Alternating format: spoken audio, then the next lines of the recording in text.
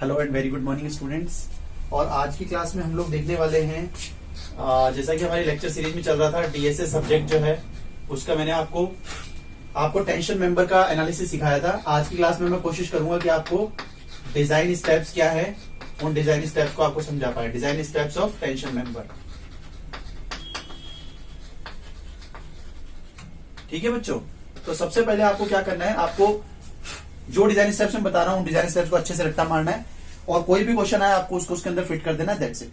ठीक है, सबसे पहले से समझिए कि आपको डिजाइन स्टेप्स में पहले पता कैसे चलेगा कि ये डिजाइन स्टेप्स का क्वेश्चन है। क्वेश्चन कैसा होगा, क्वेश्चन कुछ ऐसा होगा, वो आपको बोलेगा कि एक असेंबली तैयार कीजिए टेंशन मेंबर की। एक टेंशन मेंबर आपको इस तरीके का यूज करना है जिसकी कैपेसिटी हो 120 किलोमीटर लोड को लेने की। जो कितना लोड ले सकता हो, 120 किलोमीटर लोड ले सकता हो, और जिसके लिए परमिजिबल जो टेंशन है वो कितनी हो सकती है, 150। ये अगर वो नहीं भी दे तो आपको पता होना चाहिए कि परमिजिबल मैक्सिमम टेंशन जो होती है वो कितनी हो सकती है, टेंसाइल स्ट्रेस मैक्सिमम 150 हो सकता है। ठीक है, तो आपने को क्या करना होगा, सबसे पहले स्टेप 1 क्या कहती है, स्टेप 1 है आपका कैलकुलेट नेट एरिया या फिर ए नेट। तो ए नेट के लिए बच्चों क्या करना है, आपको ए नेट के लिए जो भी आपको ए नेट निकालना है उसके लिए आपको क्या करना है, आपको P को सिग्मा 80 से डिवाइड कर देना है। P मतलब आपका लोड जो भी आपका दिया होगा 120, तो सबसे पहले इसको किलोमीटर को न्यूटन में कन्वर्ट कर लो। तो kilo newton will be converted into newton by multiplying 10 to power 3 और फिर सिग्मा 80 150 से डिवाइड कर दो। जब आप इसको करोगे तो आपका आंसर आएगा 8000, 5000, 10,000 लाइक ऐसा करके कुछ, है ना। मैं तो एक आर्बिट्री वैल्यू ले रहा हूँ, वैसे शायद 8000 ही आना चाहिए, तो 8000 आ जाएगा। तो जब बच्चों इसका 8000 आ गया तो आपको पता चलना चाहिए कि इसमें एक एंगल सेक्शन डालने से तो काम होगा नहीं, अपने को एक से ज्यादा एंगल सेक्शन डालने पड़ेंगे। तो स्टेप 1 में अपन ने एक नेट एरिया निकाला और नेट एरिया निकालने के बाद में इसको ग्रॉस बनाया।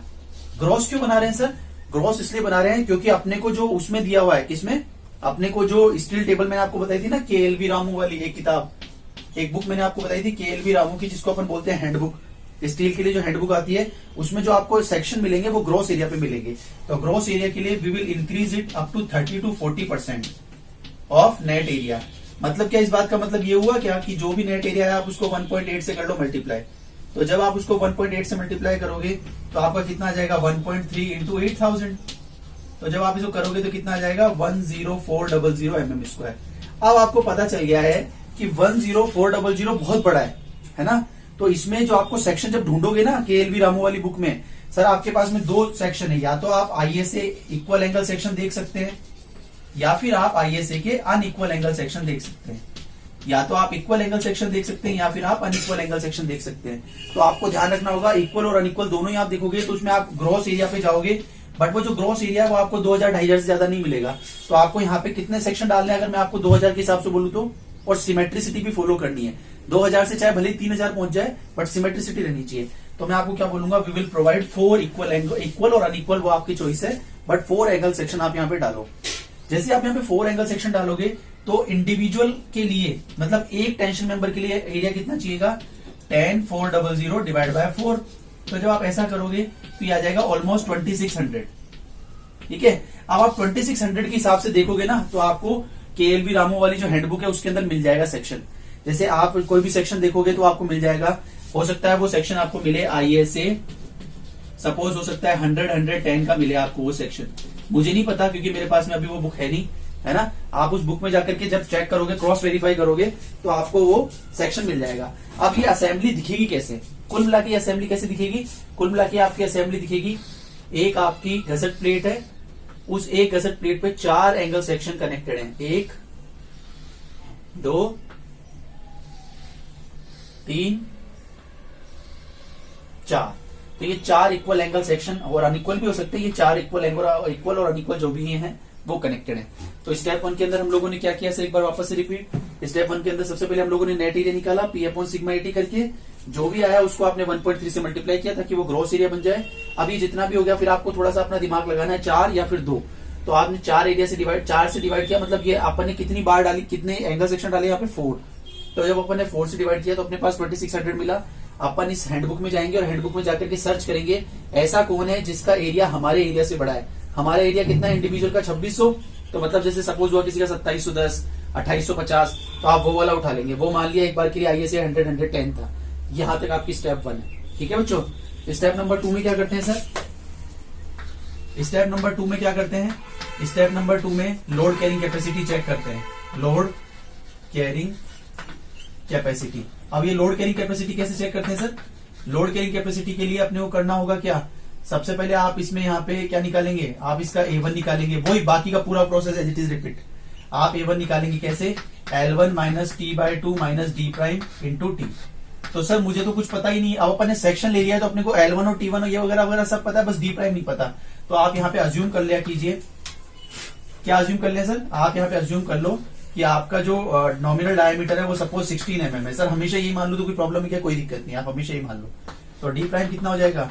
16 प्लस 2 विच मीन्स 18 mm। तो 18 mm के हिसाब से आपका एरिया ऑफ कनेक्टेड लेग आ जाएगा, और A2 में आपका L2 minus T/2 into T। तो यहां से आपका क्या आ जाएगा? यहां से आपका एरिया ऑफ आउटस्टैंडिंग लेग आ जाएगा। और गजेटेड को आप हमेशा क्या मानो कि टैक रिवेटिंग है। तो टैक रिवेटिंग का मतलब, टैक रिवेटिंग का मतलब आपका K का जो फॉर्मूला बनेगा वो K का फॉर्मूला कितना बनेगा? 5A1 upon 5A1 plus A2। तो ये बनेगा 5A1 upon 5A1 plus A2। यहां से क्या आ जाएगा? और यहां से आप निकाल लो A नेट स्टार।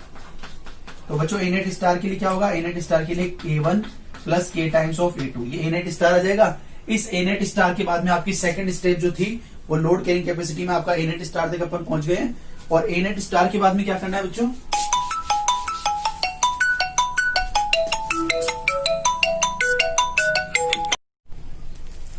ठीक है, तो यहां तक हम लोगों ने इसको देख लिया था। और इसके बाद में इसमें क्या करने वाले हम लोग? A नेट स्टार निकाल लिया। अब A नेट स्टार निकालने के बाद में आपको लोड कैरिंग कैपेसिटी का फॉर्मूला लगा देना है बस। सर कौन सा फॉर्मूला लगाना है अभी बताते हैं। इसमें आपको लगा देना